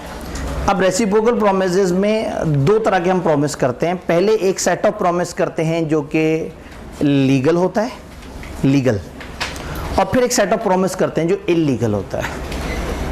पहले लीगल, बाद में इलीगल। ये बात हमने पहले पढ़ी थी कि अगर पहला वाला लीगल है और बाद वाला इलीगल है तो पहला चल जाएगा और बाद वाला ख़त्म हो जाएगा। लेकिन अगर पहला वाला इलीगल हो तो दोनों वॉइड हो जाएंगे, बाद वाला भी फारिग हो जाएगा। फिर यहाँ किताब बताती है कि अगर 2 बंदे आपस में तय करें अल्टरनेटिव प्रॉमिस के ऊपर, वो कहीं काम करते हैं, मैं और तुम ये एग्रीमेंट कर लेते हैं कि या वो वाला कॉन्ट्रैक्ट कर लेते हैं या वो वाला कॉन्ट्रैक्ट कर लेते हैं। ए ने बी से कहा तो मुझे 25 लाख रुपए दो, मैं तुम्हें इतनी गंदम सप्लाई करूँगा, या मुझे 10 लाख रुपए दो, मैं तुम्हें स्मगलिंग का माल दे दूँगा। तो एक तरफ 25 लाख में एक जेन्युइन चीज़ है और एक तरफ 10 लाख में एक इलीगल चीज़ है, तो माना जाएगा कि ये एक कॉन्ट्रैक्ट है 25 लाख रुपए में गंदम का। जो उसका इलीगल विंग है हम उसको इग्नोर कर देंगे। तो where the party who is liable, अब ये वो वाले हैं, if illegal part can not be separated then whole agreement is illegal. अगर इलीगल पार्ट सेपरेट हो सकता है तो फिर हम देखेंगे कि कौन सा रिजेक्ट करना है कौन सा नहीं। आप याद करें हमने पढ़ा था कि अगर थोड़ा सा भी इलीगल हो जाए तो कॉन्ट्रैक्ट पूरा ख़त्म हो जाता है। लेकिन अगर सेपरेट हो सके कि ये गंदम का कॉन्ट्रैक्ट अलग है और वो स्मगलिंग का अलग है, अगर सेपरेट हो सके तो फिर हम इन रूल्स की तरफ आएंगे। रूल क्या है, where person reciprocally promise firstly to do certain legal things and secondly to do certain legal things. The first set of promise is a contract but second is a void agreement. अगर पहले में legal बातों का वो कर रहे हैं और बाद में इलीगल का, तो जो लीगल वाला है वो सही है और जो इलीगल वाला वो सही नहीं। और अगर अल्टरनेटिव हो, इन case of alternative promise one branch of which is legal and the other illegal, एक ब्रांच लीगल और एक ब्रांच इलीगल है, तो legal branch alone can be enforced. ये हम जब ऑब्जेक्ट पढ़ रहे थे, ऑब्जेक्ट और कंसिडरेशन अनलॉफुल, तो मैंने आपसे कहा था कि इसमें ये जो पार्टली अनलॉफुल वाला रूल है वो हम थोड़ा सा आगे जाके चैप्टर 7 के साथ पढ़ेंगे। तो ये 6 रूल्स हैं। आईकैब अगर रट्टे वाला सवाल पूछना चाहे तो उसका बड़ा फेवरेट है कि वो पूछ ले रेसिप्रोकल प्रॉमिसेस के रूल्स बता दो, जो कि 6 लिखे हुए हैं। वो पूछना चाहे तो पूछ सकता है जॉइंट प्रॉमिसेस के रूल्स बता दो, वो भी 5 के करीब हैं। तो इस चैप्टर में जहाँ जहाँ आपको लिस्टें नज़र आएंगी वो रूल्स हैं जो हमें याद करने हैं। मामले को आगे बढ़ाते हैं। अब आप लोगों ने सवाल पूछने की गुंजाइश नहीं छोड़ी तो हमें आगे से आगे बढ़ना होगा। इस चैप्टर का आखिरी topic, time essence of contract या टाइम इज एसेंशियल। एक बंदे ने कॉन्ट्रैक्ट परफॉर्म करना था, एक ख़ास टाइम पे परफॉर्म करना था। हुआ ये कि उसने उस टाइम पे कॉन्ट्रैक्ट परफॉर्म नहीं किया। अब अगर एक बंदे ने ख़ास टाइम पे कॉन्ट्रैक्ट परफॉर्म नहीं किया तो उसने ब्रीच कर दी है, उसको सज़ा होनी चाहिए। अब सवाल ये कि सज़ा कितनी होनी चाहिए और मज़लूम को हक़ कितने हासिल हैं। अगर तो एक ऐसा कॉन्ट्रैक्ट तोड़ा है जहाँ टाइम बड़ा ज़रूरी था तो फिर तो नुकसान बड़ा हुआ है, और एक ऐसा कॉन्ट्रैक्ट जिसमें टाइम सेंसिटिव नहीं था वहाँ छोटा नुकसान हुआ है। फॉर एग्जांपल ए ने बी से कहा था मैं तुम्हें आम सप्लाई करूँगा, उस दिन आर्म सप्लाई नहीं कर सका, उसने कहा यार अगले दिन कर दूँ, उसने कहा कर दो कोई बात नहीं, टाइम सेंसिटिव नहीं है। लेकिन वही वाली बात कि उसने आर्म सप्लाई करने थे और उसने 1 घंटे बाद एक्सपोर्ट के लिए भेजना था और एक्सपोर्ट का ऑर्डर चला जाना था। अब अगर आर्म अगले दिन मिलेंगे तो मामला ख़राब हो जाएगा। तो कॉन्ट्रैक्ट करते वक्त पार्टीज़ या तो तय कर लेती हैं कि क्या यहाँ टाइम एसेंशियल है या नहीं। इसे हम कहते हैं time is essence of the contract. Time contract की एक मेन इंग्रेडिएंट है। तो अगर कॉन्ट्रैक्ट के अंदर time is most essential thing तो फिर कॉन्ट्रैक्ट ज़्यादा हसास है, फिर जिसने तोड़ा है उसको ज़्यादा नुकसान कराया जा सकता है। और अगर टाइम एसेंस ना हो तो हल्के फुल्के जुर्माने से भी बात बन सकती है। टाइम एसेंशियल कब होगा? जब पहले से तय किया हो या कॉन्ट्रैक्ट की नेचर ऐसी हो जिसमें नज़र आ रहा हो कि यहाँ टाइम एक एसेंशियल एलिमेंट है। एक बंदे को आपने ख़ास तौर पे बुलाया था कि ठीक है जी आपने इस टाइम पे कॉन्सर्ट में आके गाना गाना है। जुमेरात की रात 10 बजे आपने फ़लाना मकाम पे कॉन्सर्ट पे गाना गाने आना है, वो भाई साहब नहीं आए और फ़ोन करके कह दिया कल आ जाऊँ। अब कॉन्सर्ट पे लोग इकट्ठे हुए हुए हैं, टिकटें खरीदी हुई हैं, इंतज़ार कर रहे हैं। अगर वो सिंगर नहीं आएगा तो इंतज़ामिया वालों के साथ तो बहुत बुरी होगी। तो यहाँ टाइम तय नहीं किया कि एसेंस है, लेकिन नेचर ऑफ द कॉन्ट्रैक्ट से क्या नज़र आ रहा है? टाइम एसेंस है। तो टाइम एसेंस है में कॉन्ट्रैक्ट तोड़ेंगे तो मजलूम को ज़्यादा इख्तियार मिल जाएगा, और टाइम एसेंस नहीं था और कॉन्ट्रैक्ट तोड़ेंगे तो मजलूम को थोड़ा कम इख्तियार मिलेगा। किताब से पूछते हैं टाइम कहाँ एसेंशियल होता है? The time is essential to contract if the intention of parties express या implied was that time should be of essence of the contract. अब ऐसे में 2 सिचुएशन है, 1 भी एक दफ़ा प्रेस कर दीजिएगा, जज़ाकल्लाह। कॉन्ट्रैक्ट परफॉर्म नहीं हुआ, टाइम एसेंशियल है या नॉट एसेंशियल? अगर एसेंशियल है तो फिर तो जुल्म हो गया बेचारे के साथ, जिसको टाइम पे आपने कॉन्ट्रैक्ट परफॉर्म नहीं करके दिया और कॉन्ट्रैक्ट टाइम सेंसिटिव था, उसको मिल गई वॉइडेबल ऑप्शन। जब उसको वॉइडेबल ऑप्शन मिल गई तो वो चाहे तो कॉन्ट्रैक्ट रिस्काइन कर सकता है। ये क्या चीज़ है? कैंसिल। वो चाहे तो कॉन्ट्रैक्ट कैंसिल कर सकता है और सू कर दे ब्रीच के लिए, नॉन परफॉर्मेंस की वजह से सू लीगल केस कर दे। तो अगर टाइम सेंसिटिव था और अगले बंदे ने धोखा दे दिया आपको, तो आप नाराज़ हो जाएं, कॉन्ट्रैक्ट कैंसिल कर दें और उस बंदे पे डैमेजेस का केस कर दें। या he can also accept performance. हो सकता है कि आप कहें कि चलो ठीक है आज नहीं तुम कल परफॉर्म कर देना, लेकिन फिर कंपनसेशन नहीं मांग सकेंगे। नॉन परफॉर्मेंस की वजह से जो लॉस हुआ है वो नहीं मांग सकेंगे। हाँ, एक दिन लेट करने का जो जुर्माना पड़ेगा वो कर लेंगे। तो हो सकता है उस दिन सिंगर नहीं आया, आपने सबको बताया, उन्होंने कहा ये क्या किया, ये किस तरह से, उन्होंने कहा चलें ठीक है कोई बात नहीं, आप लोग कल आ जाएं और चूंकि हमने आपके साथ जुल्म किया है तो आपके टिकट में से हम 150 रुपये आपको वापस कर देते हैं। तो इससे कोई कहे ठीक है जी हम लोगों को कल बुला लेते हैं, फिर 150 रुपये पर बंदा तुम्हें देना पड़ेगा। तो आप टोटल कंपनसेशन चार्ज नहीं कर रहे, आप सिर्फ उस डिले होने का एक्स्ट्रा नुकसान उस बंदे को चार्ज कर रहे हैं। तो अगर टाइम एसेंस है तो चाहें तो आप कॉन्ट्रैक्ट कैंसिल कर दें और उसे कहें आज मेरा इतने हज़ारों टिकटों का नुकसान हुआ है, ये मुझे दे दो। या आप क्या करें, एक्सेप्ट कर लें परफॉर्मेंस, लेकिन उसके बाद वो जो मेन नुकसान है वो आप क्लेम नहीं कर सकते unless at the time of acceptance he give notice to promisor of his intention. अगर आपने कह दिया आज नहीं आए, चलो कोई बात नहीं कल आ जाओ, तो मामला खत्म हो जाएगा। लेकिन आपने कहा आज नहीं आए, अच्छा कल आ जाओ और आज और कल के डिफरेंस की वजह से जो मुझे पे करना पड़ रहा है वो मुझे दे दो। बात समझ आई? तो टाइम अगर एसेंस है तो आपके पास 2 ऑप्शन है, कॉन्ट्रैक्ट को सिरे से ख़त्म करके जितना टोटल नुकसान है वो मांग लो, या आप कहो कि चलो कोई बात नहीं है मुश्किल हो गई है, चलो मैं अगले दिन भी एक्सेप्ट कर लेता हूँ, और अगले दिन और पिछले दिन के दरमियान का डिफरेंस अगर आप उसे कह देंगे मैं इतना तुम्हें चार्ज करूँगा तो इतना होगा, अगर कुछ ना कहें उसे तो समझा जाएगा आपने उसे माफ़ कर दिया। लेकिन टाइम एसेंस हुई ना, अगर टाइम एसेंशियल नहीं है तो आपको वॉइडेबल ऑप्शन नहीं मिलेगी, कॉन्ट्रैक्ट कैंसिल करने की ऑप्शन नहीं मिलेगी। हाँ, लेकिन वो जो अगले दिन शिफ्ट होने का जो नुकसान है वो नुकसान लेने की आपको ऑप्शन है। Promise is entitled to compensation for promisor for any loss occasion to him by such failure. तो ऐसे में कॉन्ट्रैक्ट कैंसिल नहीं करेगा, कॉन्ट्रैक्ट तो उसको एक्सेप्ट करना होगा दूसरे से, लेकिन वो जो उस डिले की वजह से उसको नुकसान हुआ है वो नुकसान उसे चार्ज करेगा। यहाँ हमने कहा कि आप या तो कैंसिल कर दो या एक्सेप्ट कर लो। अगर एक्सेप्ट कर लो तो फिर या बता दो या ना बताओ, बता दिया तो कंपनसेशन उतनी मिल जाएगी, नहीं बताया तो सब ओके। दूसरी तरफ हमने कहा आपके पास कैंसिल करने की तो ऑप्शन ही नहीं है, आपको कॉन्ट्रैक्ट एक्सेप्ट करना होगा। हाँ, एक्सेप्टेंस डिले होने की वजह से या कॉन्ट्रैक्ट लेट होने की वजह से जो हल्के फुल्के नुकसान हुए हैं वो फिर कौन पे करेगा? जिसने कॉन्ट्रैक्ट डिले किया है। टाइम एसेंस और नॉट एसेंस में अगर मुझे बताएं कोई सवाल, कोई कन्फ्यूजन? जी सर अगर कॉन्ट्रैक्ट हो गया ठीक है, लाइट ओपन कर दीजिएगा।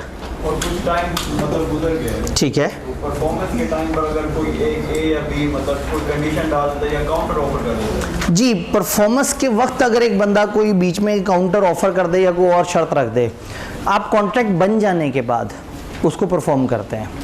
लेकिन कॉन्ट्रैक्ट बन जाने के बाद आप उस कॉन्ट्रैक्ट में कोई चेंज करना चाह रहे हैं तो वो बाहमी रजामंदी से होगी।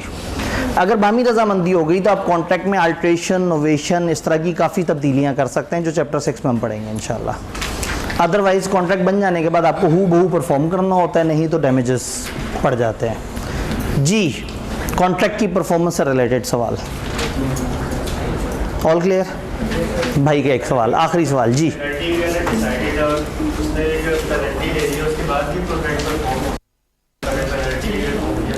जी, अब अगर पेनल्टी डिफाइन हुई हुई है कि तुम कॉन्ट्रैक्ट वो करोगे, ख़राब करोगे तो तुम्हें पेनल्टी देनी पड़ेगी।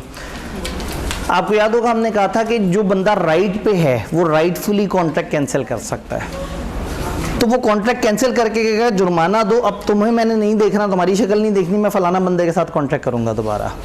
अब ये मजलूम का इख्तियार है। मजलूम के पास ये ऑप्शन है कि अगर उसके साथ जुल्म हुआ है और टाइम सेंसिटिविटी है तो उसकी मर्जी है, उसकी एक्सेप्ट करे डिलेड परफॉर्मेंस, या उसको कहे तुमने गलत काम किया है, तुम जुर्माना दो, मैं किसी और के पास जा रहा हूँ। वो दे सकता है, नहीं, उसके पास ऑप्शन नहीं है। ऑप्शन किसके पास है? मजलूम के पास। अगर मजलूम दिल बड़ा करके कह दे कोई बात नहीं, आ जाओ परफॉर्म कर लो, खैर है, तो हो जाएगा। लेकिन अगर मजलूम कहे नहीं भाई मैं तो अपना हक इस्तेमाल करना चाहता हूँ, कॉन्ट्रैक्ट ख़त्म, मुझे जुर्माना दो और आइंदा मैं तुम्हारी शक्ल नहीं देखूंगा, तो उसकी मर्जी। एट द ऑप्शन ऑफ मजलूम, not at the option of जालिम। ऐसे नहीं कर सकता यार अब तो जुर्माना दे दिया है, अब तो सुन लो मेरी। अगर जुर्माना दिया तुमने पिछली गलती का और मुझे सबक सिखा दिया कि तुमसे डील मैंने कभी भी नहीं करना, तो मजलूम के पास ये ऑप्शन है कि वो चाहे तो उसी बंदे से दोबारा डील कर ले। जालिम के पास ये ऑप्शन नहीं है। कॉन्ट्रैक्ट की परफॉर्मेंस हमें समझ आ गई। अब सवाल ये कि कॉन्ट्रैक्ट ख़त्म कैसे कैसे होता है। अगर एक दफ़ा कॉन्ट्रैक्ट बन गया तो कैसे ख़त्म होगा? चैप्टर 6 गैर महसूस तरीके से कॉन्ट्रैक्ट ख़त्म करने के सारे हमें तरीके बता रहा है। कैसे ख़त्म होगा? सबसे बेस्ट तरीका, एक बना हुआ कॉन्ट्रैक्ट, एक कॉन्ट्रैक्ट बन चुका है, चैप्टर 2 से लेके 5 तक कॉन्ट्रैक्ट बन गया। अब ये कॉन्ट्रैक्ट ख़त्म कैसे होगा? तरीका नंबर 1, परफॉर्म कर दो, इससे भी तो ख़त्म हो जाएगा ना। कॉन्ट्रैक्ट डिस्चार्ज का क्या मतलब होता है? डिस्चार्ज का मतलब है कॉन्ट्रैक्ट अब ख़त्म हो गया, कानूनी तौर पे अब वो काबिल अमल चीज़ नहीं रही। तो कॉन्ट्रैक्ट कैसे कैसे डिस्चार्ज हो सकता है? नंबर 1, परफॉर्म कर दें तो कॉन्ट्रैक्ट ख़त्म हो जाएगा, लीगल ऑब्लिगेशन ख़त्म हो जाएगी ना, आपने परफॉर्म कर दिया, मुद्दा ही मुक गया। Number 2, attempted performance. आपने परफॉर्म करना था, आपने परफॉर्म करने की कोशिश की और सामने वाले बंदे ने आपको मना कर दिया। ये बात हमने पीछे पढ़ी है, इस चैप्टर में दोबारा रिपीट होती है। 2 तरीके। तीसरा, इलीगल हो गया, कॉन्ट्रैक्ट बना था, अचानक से गवर्नमेंट ने eight the time of supply कह दिया इस तरह की चीज़ सप्लाई करना तो मना है, तो भी कॉन्ट्रैक्ट डिस्चार्ज हो जाएगा। अगर इम्पॉसिबल हो जाए तो भी कॉन्ट्रैक्ट डिस्चार्ज हो जाएगा। अगर वो बंदा ही मर जाए जिसने परफॉर्म करना था और स्पेशल स्किल्स थी तो भी कॉन्ट्रैक्ट डिस्चार्ज हो गया। अगर ब्रीच हो जाए तो ये सारे वो तरीके हैं जिससे कॉन्ट्रैक्ट बना हुआ डिस्चार्ज हो सकता है। परफॉर्म हो जाए, अटेम्प्टेड परफॉर्मेंस हो जाए, सब्सिक्वेंट इलीगैलिटी हो जाए, सब्सिक्वेंट इम्पॉसिबिलिटी हो जाए, कोई डेथ या इस तरह का कोई मामला हो जाए जिसकी वजह से कॉन्ट्रैक्ट खत्म हो गया, या ब्रीच हो जाए। ब्रीच और उसके जुर्माने हमने चैप्टर 9 में पढ़े हुए हैं। तो जल्दी से इसको देखने की कोशिश करते हैं। किताबों में बहुत ही बच्चों वाली बातें बार बार रिपीट करते हुए बताएगी। 3 एक दफ़ा कर दीजिएगा, जज़ाकल्लाह। When contract is performed, contract कब माना जाएगा कि परफॉर्म हो गया? Contract is said to have been perform when the parties to contract either perform or offer to perform their respective promises. Contract कब समझा जाएगा परफॉर्म हो गया? या परफॉर्म कर दें या ऑफर टू परफॉर्म करें। याद है एक बंदे ने कहा था मैं परफॉर्म करना चाहता हूँ, दूसरे ने उसे रोक दिया। तो जिसने कहा मैं परफॉर्म करना चाहता हूँ, वो जो पेंटर हमारे पास सामान लेके पहुँच गया था और हमने कहा नहीं नहीं अभी मत करो पेंट, तो उसने तो ऑफर कर दी, अब उसे पेंट भी नहीं करना और जुर्माना भी मांग लेगा। तो कॉन्ट्रैक्ट या परफॉर्म होता है या ऑफर टू परफॉर्म, या इसको अटेम्प्टेड परफॉर्मेंस कहते हैं। किताब को लगा भी बात समझ नहीं आई, उन्होंने फिर से बताया, the parties to contract must either perform or offer to perform their respective promises unless it is dispensed with or excused under the provision of this act or any other law। unless के excuse हो, वो law Shaw वगैरह बीच में आ जाए तो फिर तो कुछ नहीं कर सकते। अदरवाइज कॉन्ट्रैक्ट या परफॉर्म करना होता है या ऑफर टू परफॉर्म करना होता है। किताब को अभी भी लगता है समझ नहीं आई। उसने कहा जी परफॉर्मेंस दो तरह की होती है, एक्चुअल परफॉर्मेंस होती है, where promisor has made the performance in accordance with the terms of contract and accepted by promise, it is called an. जो टर्म्स थी उसके मुताबिक उसने परफॉर्म कर दिया, दूसरे बंदे ने उसे कबूल कर लिया, तो ये एक्चुअल परफॉर्मेंस है। अटेम्प्टेड परफॉर्मेंस, प्रोमिसर ने ऑफर ऑफ परफॉर्मेंस दी लेकिन अगले बंदे ने उसको एक्सेप्ट नहीं किया, उसे रोक दिया, मना कर दिया, तो ये क्या कहलाएगी? Attempted performance. अटेम्प्टेड परफॉर्मेंस देने का मतलब है कि आपने परफॉर्म करने की कोशिश की, अगले ने रोक दिया, अब आपने परफॉर्म नहीं करना, लेकिन अगले बंदे पे आप जुर्माना कर सकते हैं कि जी इसने मुझे परफॉर्म नहीं करने दिया। अटेम्प्टेड परफॉर्मेंस को टेंडर भी कहते हैं। तो अचानक से किताब को लगा कि बच्चों को बताना ज़रूरी है कि एक वैलिड टेंडर किसे कहेंगे। अटेम्प्टेड परफॉर्मेंस क्या है? एक बंदा आया, उसने कहा मैं परफॉर्म करना चाहता हूँ, एक बंदे ने आपको ऑफर दी परफॉर्मेंस की और आपने क्या कर दिया? उसे मना कर दिया। कब माना जाएगा कि अटेम्प्टेड परफॉर्मेंस ठीक थी? एक बंदे ने रात 2 बजे कॉल की, मैं परफॉर्मेंस के लिए आना चाहता हूँ। उसने कहा जी रात 2 बजे सोने का टाइम है, इस टाइम पे आप मुझे कौन से आम देने आ रहे हैं? आम, हमारा तो कॉन्ट्रैक्ट ही आम का है। तो ये टाइम गलत है, टाइम मुनासिब नहीं है। तो आपने गुस्से में फ़ोन काट दिया कि यार क्या वाहियात आदमी हो तुम। अगले दिन वो पहुंच गया अदालत, जी मैं परफॉर्म करना चाहता था, इन्होंने रोक दिया। मैं दरवाजे के बाहर आमों की टोकरियां लेके खड़ा रहा, इन्होंने दरवाज़ा नहीं खोला। गलत हो गया, टाइम सही नहीं था। चलें, अगली दफ़ा टाइम सही था, दोपहर 3 बजे का वक्त था, एक बंदे ने दूसरे को आम सप्लाई करने थे, वो उसे मार्केट में शॉपिंग करता नजर आया अपनी बेगम के साथ। ये उसके पास फ़ौरन जाके कहा माल चाहिए। इसने कहा यार मैं इस वक्त शॉपिंग पे हूँ, मैं अपने बिजनेस प्रेमिसेस में जाऊँ, तुम वहाँ जाके मुझे आम डिलीवर करो, तुम यहाँ जो मुझे आम डिलीवर कर रहे हो। अब कितना अजीब सा लगेगा कि मॉल में बैठा हुआ और एक बंदे से आम ले रहा है। वो प्लेस सही नहीं है, टाइम सही ना हो, प्लेस सही ना हो, तो ये अटेम्प्टेड परफॉर्मेंस तो नहीं है। उसने आपको मिस कॉल मार दी, क्या ये अटेम्प्टेड परफॉर्मेंस है? ऐसा भी नहीं है। अच्छा, उसने कहा भाईजान मैं आम लेके आपके पास आ जाऊंगा शाम में। उसने कहा अच्छा पहले मुझे एक दफ़ा कंफर्म करके बताओ तुम्हारे पास आम पड़े भी हैं नहीं, ज़रा वीडियो तो शेयर करो। उसने कहा जी वो तो मैं आपको नहीं बताऊंगा। तो ये अटेम्प्टेड परफॉर्मेंस नहीं है। अगला बंदा अगर जानना चाहे कि आप रेडी हो, विलिंग हो, तो वो देख सकता है। आप उसके पास सामान लेके पहुंचे, उसने कहा अच्छा मैं सामान तुमसे लेता हूँ, पहले मैं चेक कर लूँ इसकी क्वालिटी। आप नाराज़ होकर वापस चले गए और अदालत में जाके कहा मैं परफॉर्म करना चाहता था, इसने रोक दिया मुझे। तो प्रॉपर टाइम पे होना चाहिए, प्रॉपर प्लेस पे होना चाहिए, प्रॉपर मैनर से होना चाहिए। प्रोमिसी के पास ये ऑप्शन होना चाहिए कि अगर वो सामान देखना चाहे तो देख सके। प्रोमिसी के पास ये ऑप्शन होना चाहिए कि अगर वो चेक कर सके कि आप विलिंग हैं या नहीं है, आप रेडी हैं या नहीं है, वो ये सारी चीज़ें देखने का हक रखता है। तो अटेम्प्टेड परफॉर्मेंस के बारे में किताब से पूछते हैं 3, वो तो हुआ है 1, अनकंडीशनल होना चाहिए। उसको कॉल की, उसको कहा अगर बहुत प्यारा मौसम हो रहा हुआ तो मैं तुम्हारी तरफ आम देने आ जाऊंगा। तो ऐसा नहीं है, कंडीशन नहीं होनी चाहिए भाई मैं तुम्हारे पास आम देने के लिए आ रहा हूँ। शुक्र है आम की एग्जांपल थी। It must be made at a proper time, it must be made at a proper place. Promisee के पास अपॉर्चुनिटी होनी चाहिए कि वो देख सके कि क्या प्रोमिसर एबल और विलिंग है। प्रोमिसी के पास रीजनेबल अपॉर्चुनिटी होनी चाहिए कि वो देखे कि जो गुड्स हैं वो वही हैं जो ऑफर किए गए थे। Then offer to one of several joint promisees have same legal consequences. आपने उनसे कहना था कि मैं परफॉर्म करने आ रहा हूँ, आपने कहना था, आप सब्जेक्ट हैं, जिनको कहना था वो कौन है? ऑब्जेक्ट हैं। अगर जॉइंट प्रोमिसीज हैं और आपने किसी एक को भी कह दिया तो कानूनी तौर पे आपने सबको कह दिया। तो सबसे पहले किताब ने हमें टेंडर और टेंडर के रूल्स बताए, परफॉर्मेंस किसे कहते हैं और अटेम्प्टेड परफॉर्मेंस किसे कहते हैं, और ये सारी कहानी बताई। उसके बाद किताब बड़े फ़ख्र से आपको 3 रूल्स बता रही है। अब ये 3 रूल्स पढ़ने आपने किताब का फ़ख्र चेक करना है।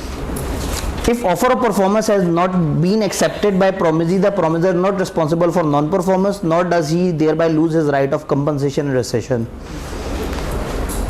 अगर ऑफर देने वाले ने ऑफर दी परफॉर्मेंस की और प्रोमिसी ने एक्सेप्ट नहीं किया, तो अब उस बंदे ने वो आज़ाद हो गया परफॉर्म नहीं करना, और साथ ही कंपनसेशन लेने का उसका राइट ख़त्म नहीं हुआ। ये रूल समझ आ रहा है? अगर एक बंदा परफॉर्मेंस देना चाह रहा है और उसकी परफॉर्मेंस एक्सेप्ट नहीं हुई प्रोमिसी की तरफ से, तो फिर प्रोमिसर रिस्पॉन्सिबल नहीं है अब नॉन परफॉर्मेंस के लिए। कोई उसे ये नहीं कहेगा कि तुमने क्यों नहीं फिर सप्लाई किया, आम कहेगा भाई मैं आम सप्लाई करने आ रहा था, नहीं ली अगले बंदे ने आम, तो अब उसे परफॉर्म करने की ज़रूरत नहीं है। और ना एक तो परफॉर्मेंस की भी ज़रूरत नहीं है और ना ही उसका कंपनसेशन का राइट ख़त्म हुआ है। आम दिए बगैर लीगल केस कर सकता है। Not does he thereby lose his right of compensation and compensation और कैंसिलेशन का राइट उसका ख़त्म नहीं हुआ। ये वही रूल है जो हम पिछली 2-3 दफ़ा अभी चैप्टर 6 में भी हम इसका, 7 में भी इसका जिक्र कर चुके हैं कि अगर ऑफ़र रिजेक्ट हो गई है, अटेम्प्टेड परफॉर्मेंस रिजेक्ट हो गई, तो अब उसको परफॉर्म करने की ज़रूरत नहीं है और अभी भी वो कंपनसेशन मांग सकता है। दूसरा रूल क्या है? Promises bind the representative of promisor in case of death of such promisors. Promisors के डेथ के केस में वो उनके लीगल रिप्रेजेंटेटिव बाउंड हो जाते हैं अनलेस कॉन्ट्रेरी इंटेंशन अपीयर, जैसे कि कॉन्ट्रैक्ट ऑफ पर्सनल नेचर। क्या ये रूल हमने पीछे नहीं पढ़ा? ये भी पढ़ा है। ये देख लेते हैं। When party to contract has refuse to perform or disabled himself from performing his promise in entirety, जिसने परफॉर्म करना था उसने रिफ्यूज कर दिया या वो अब इस काबिल नहीं रहा कि परफॉर्म करे, the promisee may put an end to the, promisee कह सकता है भाई तुमने परफॉर्म करना था, नहीं किया, मेरी तरफ से कॉन्ट्रैक्ट खत्म, अनलेस उसने कह दिया था अच्छा चलो कोई बात नहीं इसको कंटिन्यू करते हैं।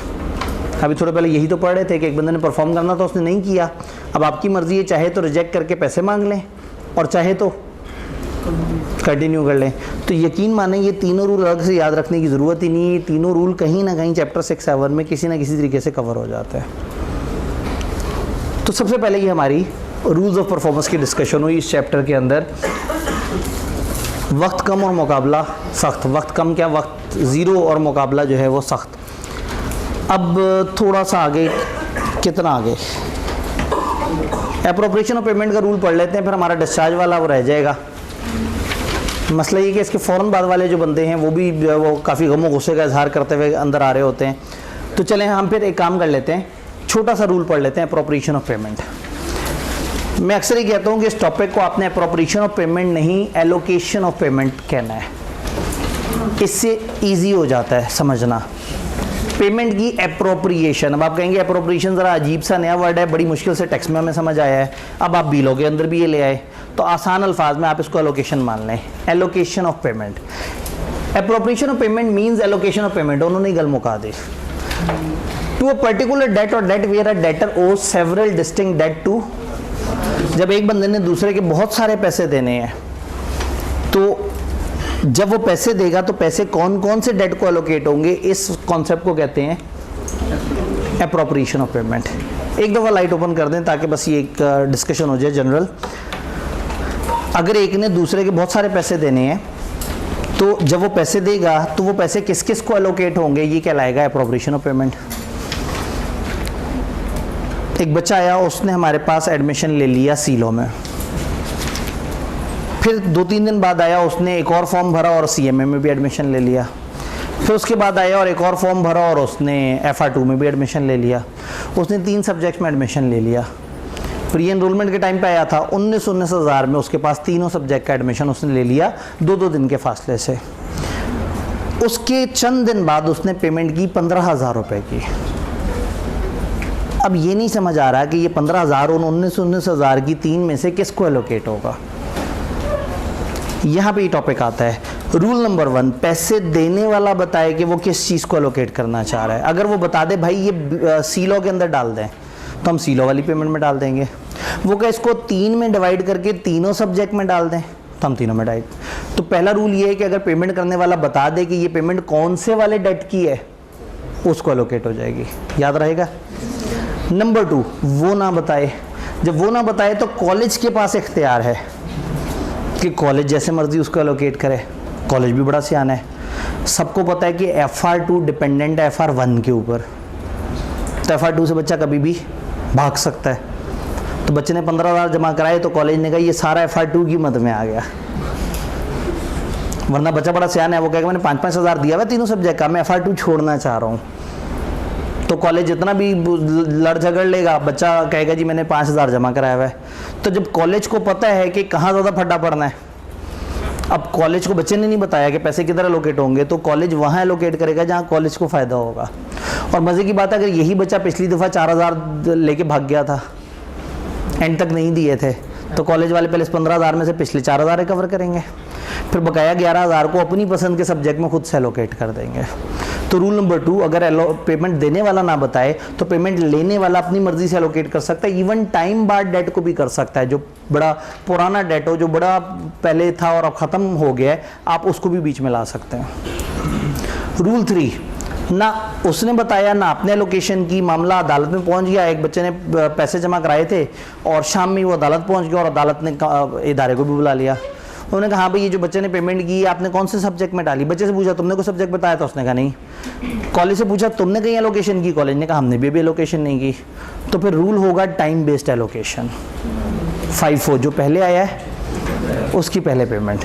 तो अब अगर बच्चे के सबसे पहले 4,000 रहते थे तो 4,000 उसमें एलोकेट होंगे, फिर उसने सीलो उठाया था तो बकाया 11,000 सीलो में एलोकेट हो जाएगा। और अगर एक ही दिन पे 2 हैं डेट्स तो उसमें प्रोपोर्शनेट कर लेंगे, परसेंटेज निकाल लेंगे। अगर एक दिन में 2 डेटा हो, दोनों 20-20 हज़ार के हैं और रिमेनिंग 11,000 है तो 5,500 उसे, 5,500 उसे। और अगर कम ज़्यादा अमाउंट तो जैसे रेशियो प्रोपोर्शन नहीं निकालते कि इसके 15,000 एक सब्जेक्ट के, 20,000 दूसरे सब्जेक्ट के, टोटल कितने हुए 35,000। तो जो पेमेंट आई है वो 15/35 एक में और 20/35 दूसरे में एलोकेट हो जाएगी।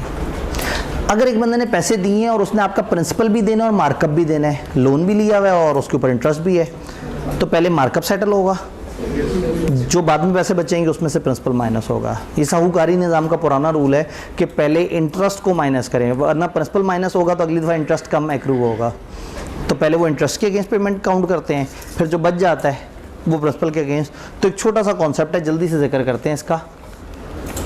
अब 1-3 एक दफ़ा कर दीजिएगा पहले मार्कअप को सेटल करना है, फिर इंटरेस्ट को करना जी। पहले मार्कअप को सेटल करना है, फिर प्रिंसिपल को करना है। इंटरेस्ट और मार्कअप तो एक ही चीज़ है, बस उसका शरई नाम बना दिया। Debt to be discharge is indicated, अगर डेट जो है वो इंडिकेट किया है तो फिर क्या होगा, payment if accepted must be applied accordingly. और debt to be discharge is not indicated, अगर नहीं इंडिकेट किया, creditor has option to apply the payment of any lawful debt due from the debtor even if it is a time bar debt के साथ भी adjust कर सकता है। लेकिन अगर डिस्प्यूटेड डेट है, ऑलरेडी अदालत में मुकदमा चल रहा है, उसको एडजस्ट नहीं कर सकते, लेकिन उसकी तरफ से कोई पुराना डेट है आप उसको भी एडजस्ट कर सकते हैं। Neither party makes an appropriation, किसी ने नहीं बताया, तो payment shall be applied in discharge of debts in order of time whether or not they are time bar. Time bar है या नहीं है, जो पहले होगा वो पहले पे होगा और जो बाद वाला है वो बाद में भी होगा। अगर डेट्स इक्वल स्टैंडिंग के हैं, सेम डेट पे आ रहे हैं 2 debts, payment be applied in discharge of each proportionately, percentage wise दोनों में एलोकेट हो जाएगी। अगर प्रिंसिपल और मार्कअप दोनों ड्यू हैं तो मार्कअप सेटल पहले होगा और फिर प्रिंसिपल सेटल होगा। तो जो चीज़ हम नहीं पढ़ पाए आज वक्त की कमी की वजह से, आपने सर उसामा को जाते साथ ये बता देना है कि चैप्टर 6 में हम लोग ये जो डिस्चार्ज बाय एग्रीमेंट या इम्पॉसिबिलिटी है, या उन्हें बता दीजिएगा कि आखिरी 2 सफ़े जो चैप्टर के हैं वो हम नहीं पढ़ पाए हैं, बाकी 7 और 6 पढ़ लिया। आज वो सेशन भी इंपॉर्टेंट है, आपके पास वीकेंड है, कोशिश करें कि वीकेंड पे अपने सारा अच्छी तरह से रिवाइज करें। तो अब हमारे 2 टॉपिक पीछे के रहते हैं। कंसिडरेशन की एक्सेप्शन थोड़ी सी सर ने बता दी थी, ये वाला टॉपिक हम आगे इंशाल्लाह जब मौका मिलता तब करते हैं।